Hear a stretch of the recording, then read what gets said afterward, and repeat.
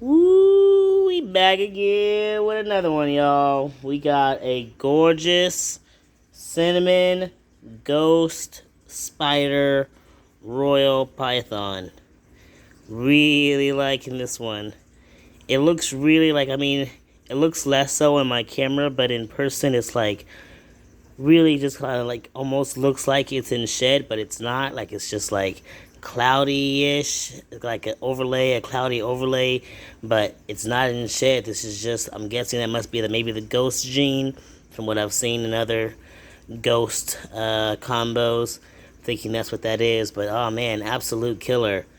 Again, that is a cinnamon ghost spider royal python right there. Absolute beast. Really love the patterns. The marking down the dorsal is really clean. Beautiful. Beautiful. Alright. I'm gonna put him back.